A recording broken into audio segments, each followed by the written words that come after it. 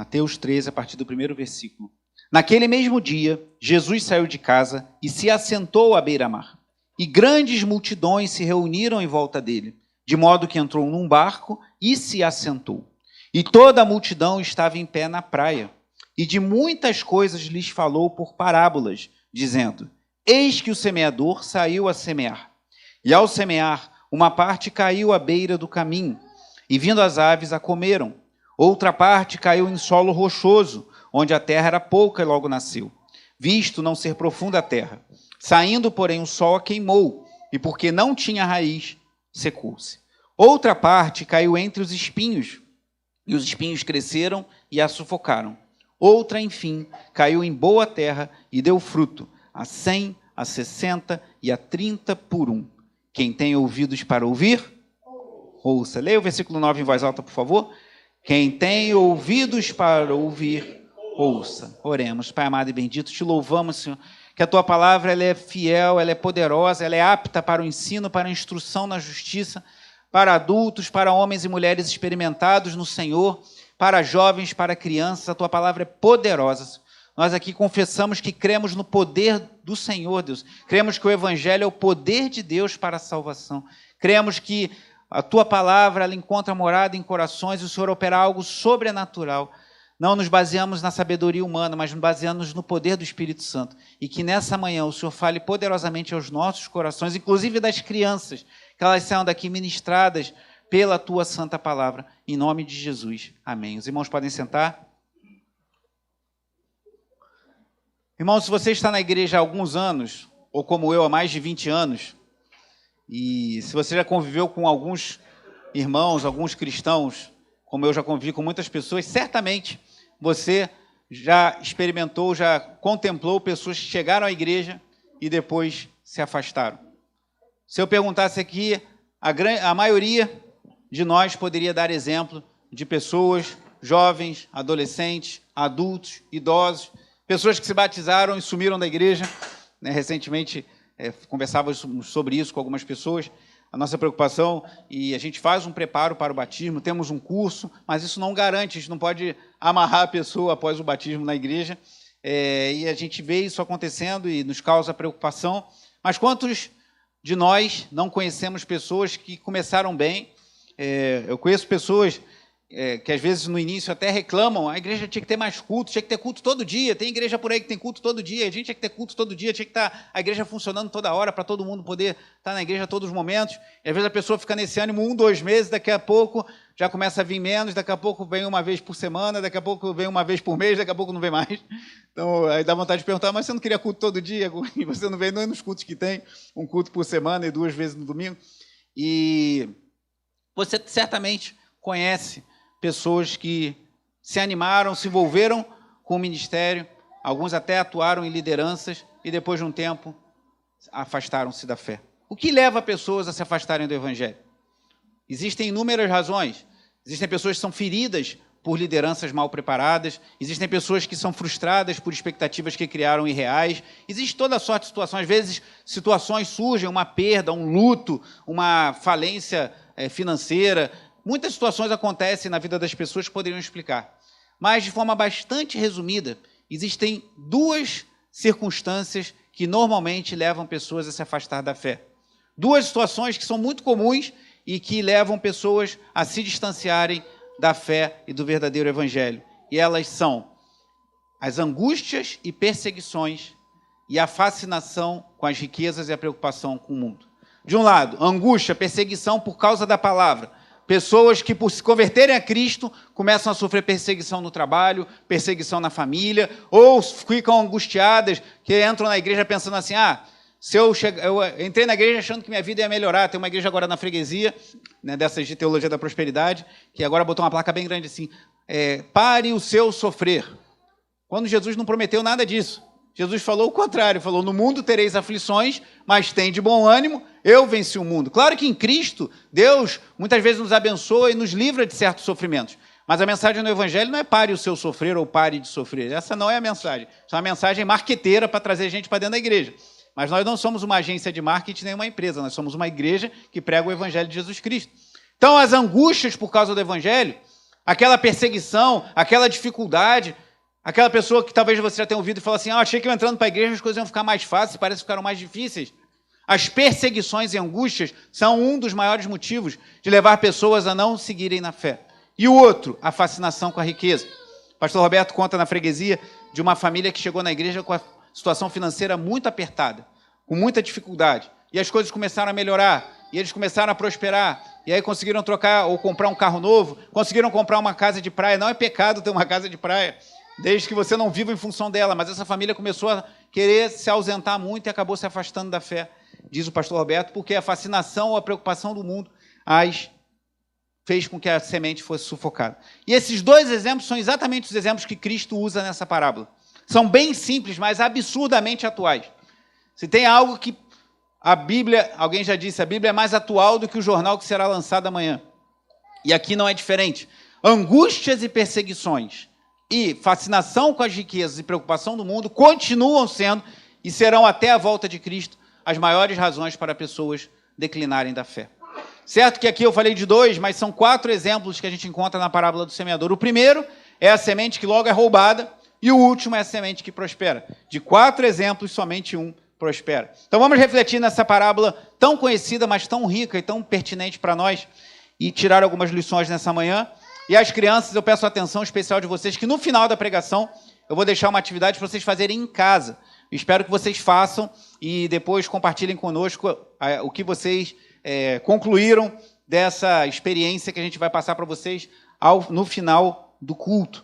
Mas, chegando aqui, voltando ao capítulo 13, Jesus fala, versículo 2, grandes multidões se reuniram em volta dele, de modo que entrou num barco e se assentou. E toda a multidão estava em pé na praia. E de muitas coisas lhe falou por parábolas. E aí começa a parábola do semeador, que esse início é muito marcante. Eis que o semeador saiu a semear. A imagem, naquele período, naquela região, naquela cultura tão agrícola, era muito comum. Alguém, talvez com uma bolsa cheia de semente, andando por uma terra, lançando sementes na terra.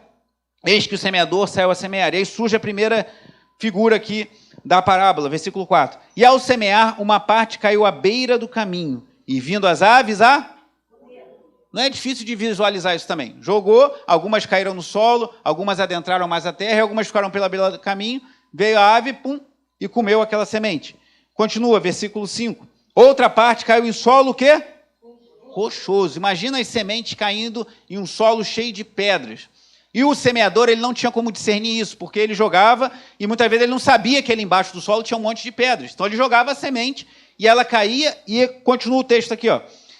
E logo nasceu, visto não ser profunda a terra, saindo, porém, o sol a queimou. Então a terra não era profunda. Olhando por cima tinha terra, jogava lá. Mas ali embaixo tinha rocha, a raiz não fixava e a semente não prosperava. O terceiro exemplo, versículo 7. Outra parte caiu entre os espinhos, e os espinhos cresceram e a sufocaram. Então ela cresceu, os espinhos cresceram junto e sufocaram a boa semente. E por fim, versículo 8, outra enfim caiu em boa terra e deu fruto a 100, a 60 e a 30 por um. Quem tem ouvidos para ouvir, ouça. Alguns estudiosos entendem que uma colheita a 100 por um era possível, mas pelo menos a maioria dos que eu li já entende como algo extraordinário. Porque com uma semente você produzir 100 era algo muito extraordinário. 30 já era uma boa colheita, 60 era muito boa, e 100 era algo assim muito marcante. Mas há uma história na Bíblia em que a gente vê uma colheita de 1 para 100. Vá comigo em Gênesis capítulo 26. Então esse número de 30, 60, 100 por 1 não era estranho para os ouvintes de Jesus que conheciam essa história. Lá de Isaac.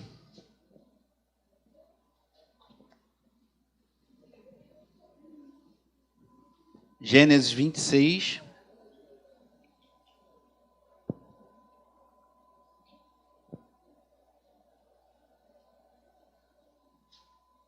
Versículo 12.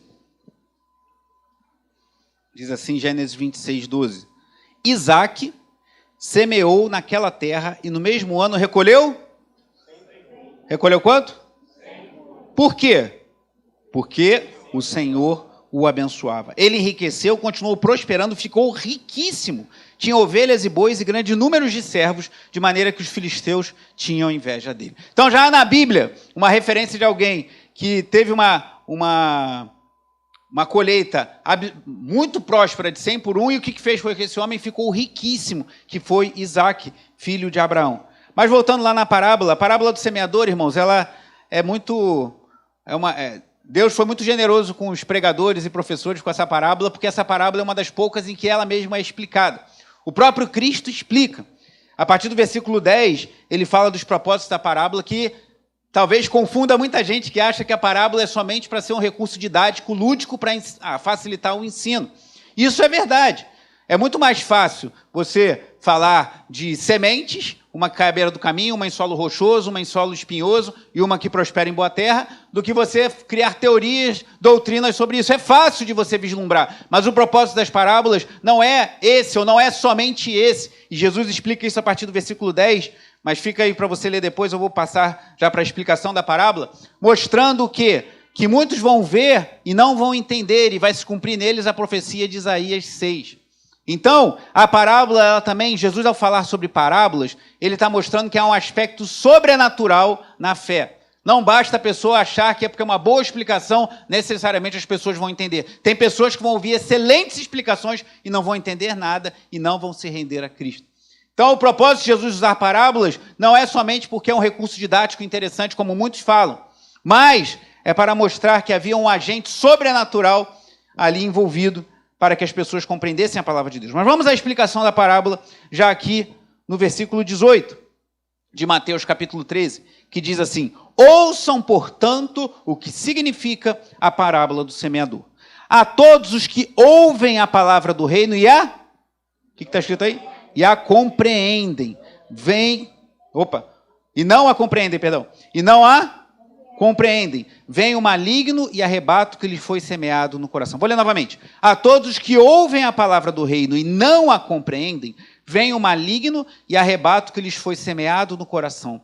Este é o que foi semeado à beira do caminho. Então, primeiro ponto, muito fácil da gente entender, a pessoa ouve a palavra, não entende e logo aquela semente é roubada. Reverendo Augusto de Nicodemos, comentando esse texto, ele fez uma analogia que eu achei muito interessante.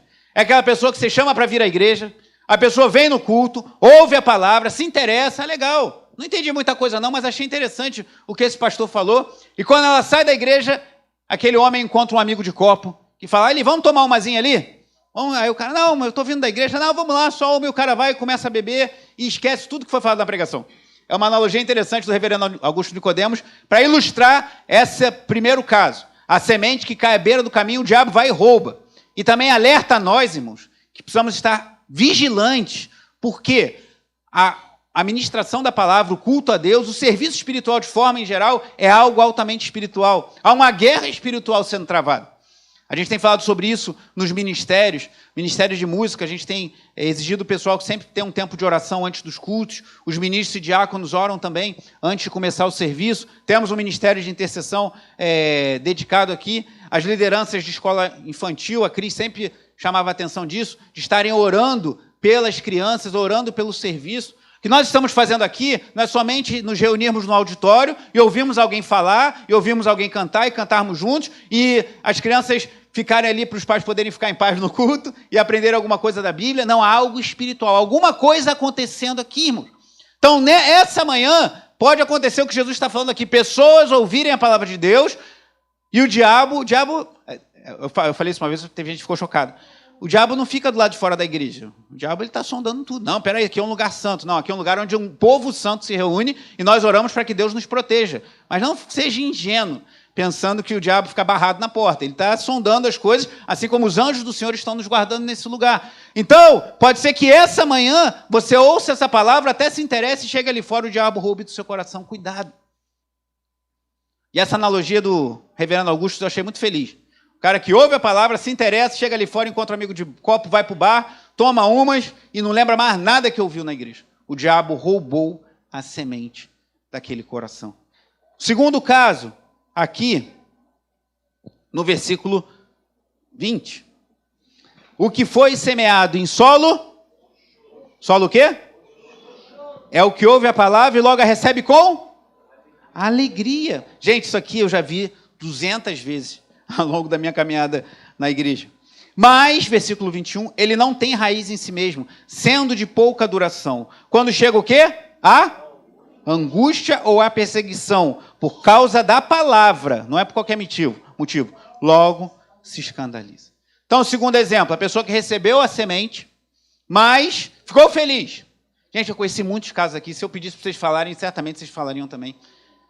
A pessoa chega na igreja animada, feliz, recebe a palavra com alegria, só que começa a sofrer perseguição no trabalho, começa a sofrer retaliação em casa, começa a sofrer uma série de coisas por causa da sua fidelidade ao Senhor, começa a sofrer retaliação no seu trabalho porque fazia algo errado e agora o Espírito Santo incomoda e aquela pessoa fala, eu não vou fazer mais isso. Participava de certas situações. Eu lembro uma vez que, a única vez que eu viajei para o exterior, eu fui para o Texas a trabalho, fui para Houston. E lá em Houston tinha uma, sei lá como é que se chama aquilo, para mim é um prostíbulo, mas é um restaurante que as mulheres ficam seminuas, esqueci o nome, e ficam servindo, as mulheres ficam servindo seminuas, né, e servindo o pessoal assim, e tinha um nome lá, e aí um dia eu fui no outlet eu estava com o engenheiro e com o coordenador lá da Transpetro, e a gente foi no outlet comprar algumas coisas lá, que todo mundo faz isso quando vai para os Estados Unidos, e a gente voltou de táxi, e na volta o táxi passava em frente a esse lugar. Aí eles brincando comigo, falaram, ei, vamos parar lá não sei aonde, eu não lembro o nome mesmo. Eu falei, não, pode parar lá que eu vou seguir e vou para o hotel. Siga teu caminho, vai lá. Quiser ir para Esbórnia lá, vai em paz, mas eu não vou não. Só que eu já era crente, eles já me conheceram crente. Agora, e se eu não fosse crente, tivesse viajado com eles outras vezes para Houston ou para outro lugar, e tivesse ido para esses lugares, e agora essa viagem eu me converti, cheguei a falar, para agora eu não vou lá. E o cara lá se tornou crente, está dando dinheiro para pastor, agora não está querendo mais se divertir. Sofreria uma retaliação, e muitas pessoas sofrem. Então, quando vem a angústia, a perseguição por causa da palavra, o solo rochoso não prospera. Esse é o segundo exemplo.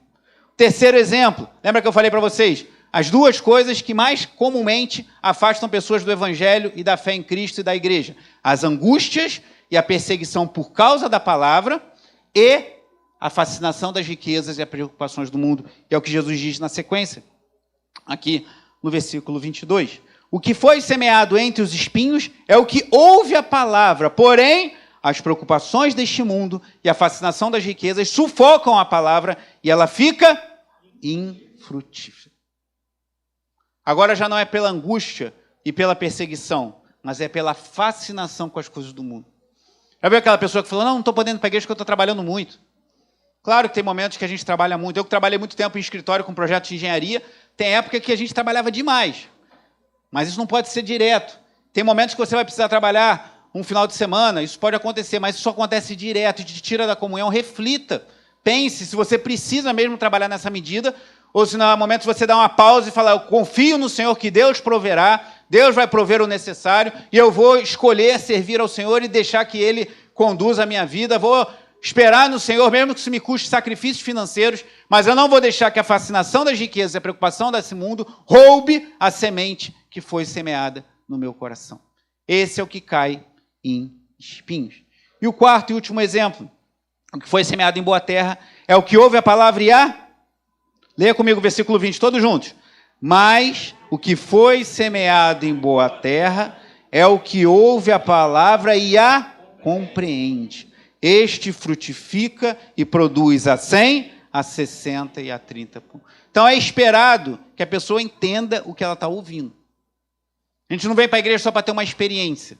A gente vive numa cultura muito voltada para experiências. Ah, eu me senti tão bem. Pastor, o bispo Walter que fala que uma pessoa ia na catedral antigamente e falava quando participava da ceia, porque a ceia naquela época era aberta para todo mundo, ela sentia algo diferente. Ah, é tão bom tomar aqueles suquinhos, eu me sinto tão zen quando tomo aquilo. Não entendeu nada do que é a ceia do Senhor. Agora, aqueles que ouvem e compreendem, esses dão fruto. E eu peço a você que vá em Lucas capítulo 8, que o evangelista Lucas nos traz algo interessante ao falar. Lucas 8, versículo 15 apenas.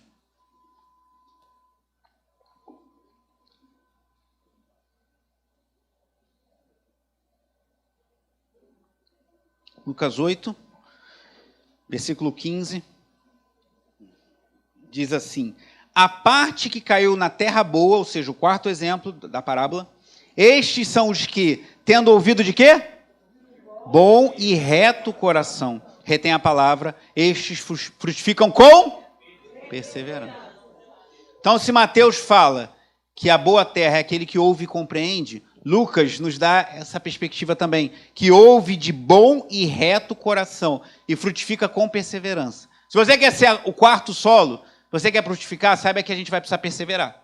A vida cristã não é um passeio no parque, nem uma viagem para um resort lá em Angra, como disse o Nelson, mas se assemelha a um campo de batalha. Então a gente tem que perseverar. Vai ter hora que vai ser difícil, vai ter hora que você vai pensar em desistir, vai ter hora que você vai falar, meu Deus, é isso mesmo que é seguir a Jesus? Mas aqueles cuja semente caiu em boa terra e que tem compreendido e ouvido de bom e reto coração, retém a palavra e frutifica com perseverança. Concluindo essa mensagem, eu queria fazer duas aplicações em duas dimensões.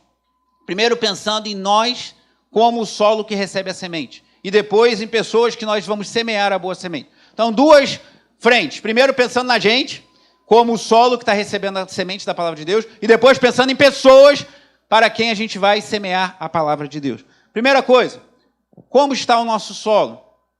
Quando a gente ouve a palavra de Deus, quando a gente lê a palavra de Deus, essa palavra fica ou o diabo logo rouba?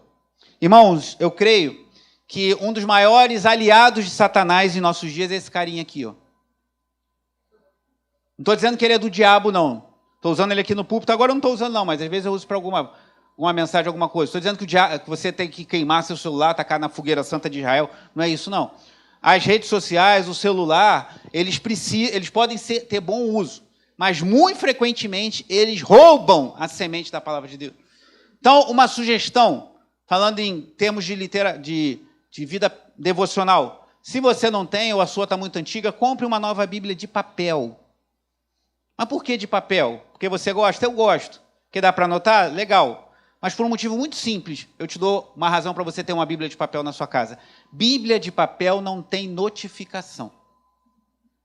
Ah, mas eu desligo a internet. Mas vai ter um dia que você não vai desligar, você vai esquecer. E se diferente de mim, você tem um monte de rede social, vai começar a pipocar lá. Fulano quer ser seu amigo no Facebook. Fulano botou um vídeo no Instagram. E você, deixa isso para lá, deixa da quinta notificação, você se rende e vai de curiosidade, acabou. O diabo roubou a semente do seu coração.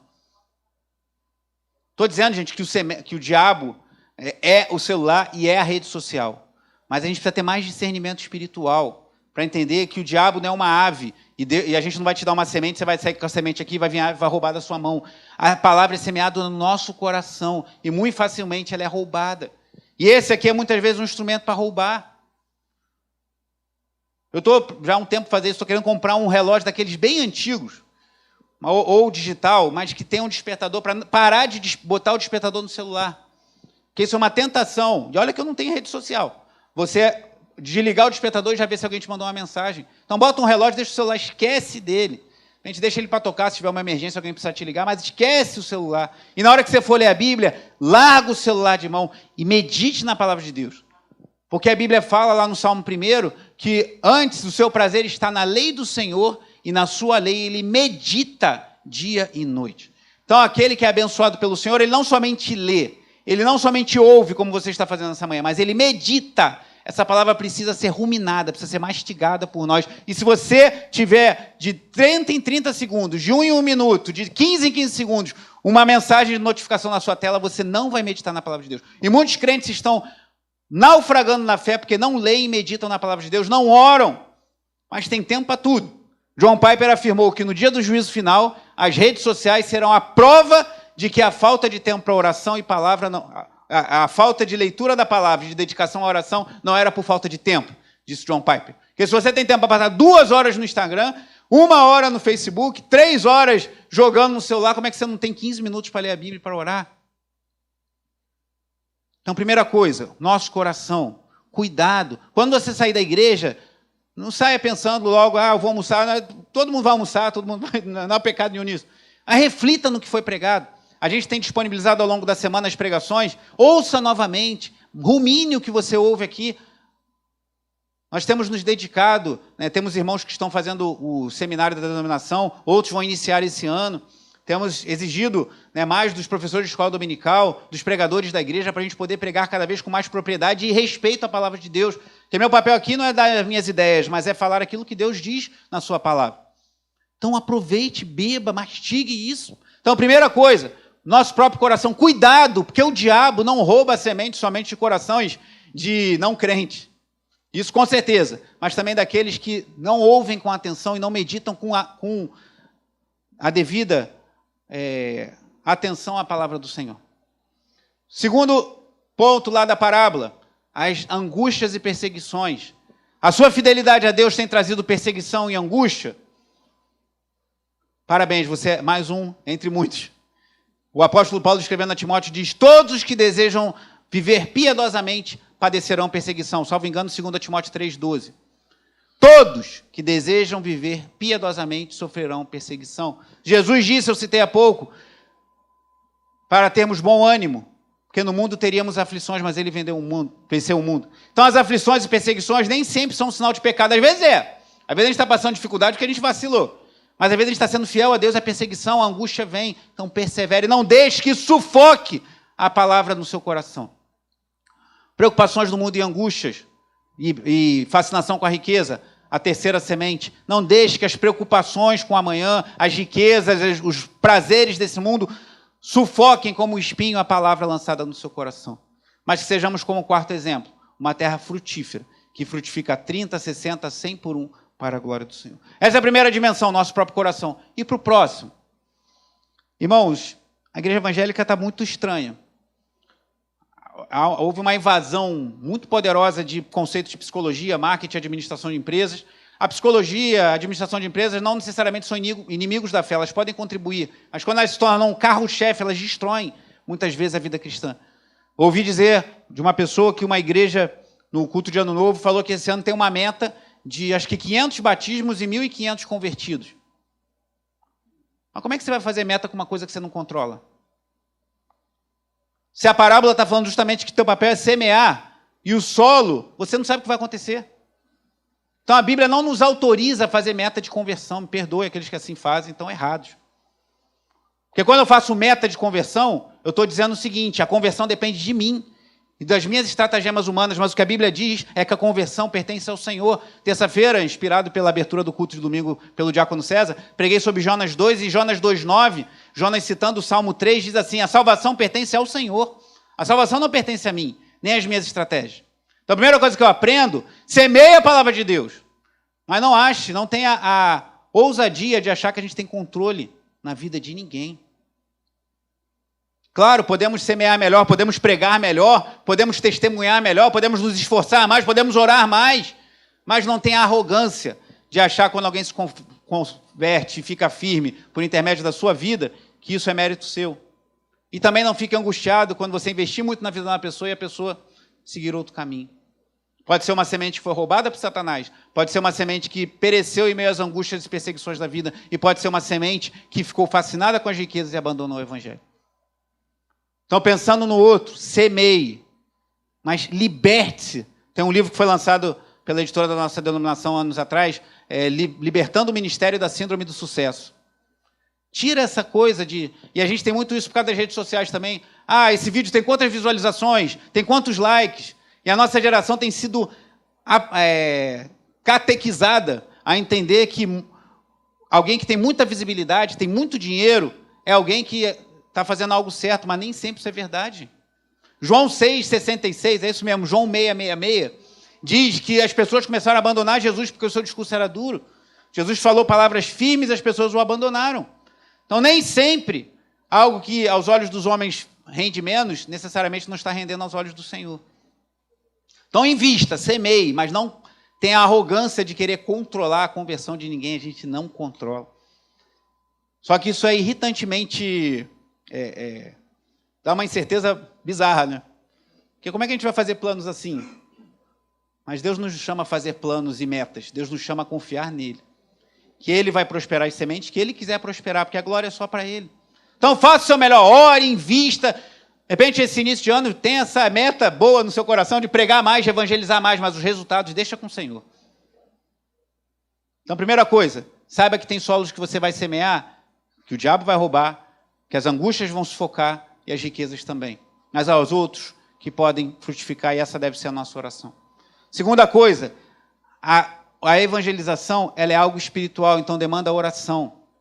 Não pense somente em ter uma boa fala, falar muito bem, conhecer muita Bíblia, tudo isso é importante. Mas há algo espiritual que precisa acontecer nos corações, e isso é da alçada do Espírito Santo de Deus. A gente não pode fazer nada, além de orar. Então ore, invista, clame ao Senhor, mas saiba que Ele precisa afofar a boa terra para que ela venha a frutificar. Então que você tenha menos expectativas de que você é o cara ou você é a mulher de Deus que faz todo mundo se converter. Se as pessoas têm se convertido por seu intermédio, glória a Deus. Mas se as pessoas não seguirem o caminho, não se turbe o vosso coração. Você não controla o solo. O solo está nas mãos do Senhor dos senhores e do Rei dos reis. Então não vou semear mais, não, continue semeando. Continue pregando, continue evangelizando. Mas descanse da expectativa do resultado. É isso que eu quero te dizer. Isso é muito libertador, irmãos. Até na igreja. Às vezes você vai assim, mas o fulano tem um ministério muito abençoado, a igreja tem 3.000 membros. Pode ser que sim, pode ser que não. E às vezes tem pessoas com ministérios muito simples, em lugares muito simples, ministrando a 10, 20, 15 pessoas, 30 pessoas, que são extremamente frutíferos para Deus. Não se deixe enganar pelas aparências. A parábola do semeador nos ensina isso também. Então cuide do seu próprio coração, para que ele seja uma boa terra para receber a semente do Evangelho. Em relação aos outros, semeie o máximo que você puder. Leva a folheto da igreja de evangelismo, fala no ônibus, fala no mercado, fala na vizinhança, fale da palavra de Deus, semeie tempo e fora de tempo. Mas descanse em relação aos resultados. E como diz Jonas 2,9, né, Diácono César? A salvação pertence ao Senhor.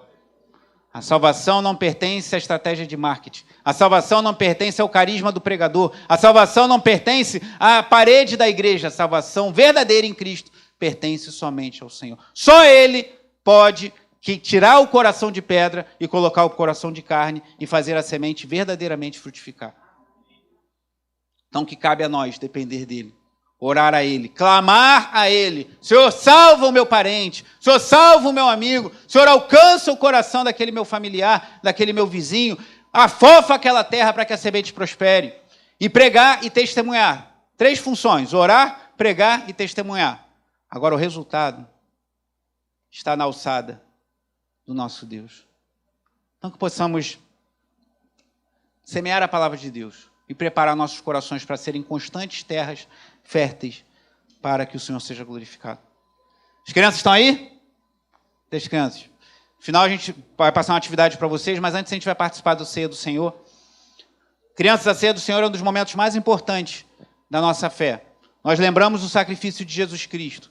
Nós recebemos a semente porque Jesus morreu em nosso lugar sem pecado e nos comprou para Deus. Essa semente tem frutificado em nosso coração pelo ministério do Espírito Santo, que foi enviado depois que Jesus subiu aos céus. Então, tudo é com Ele. E agora a gente vai participar da ceia. E eu quero que você reflita. À luz do que nós ouvimos aqui, reflita na boa semeadura.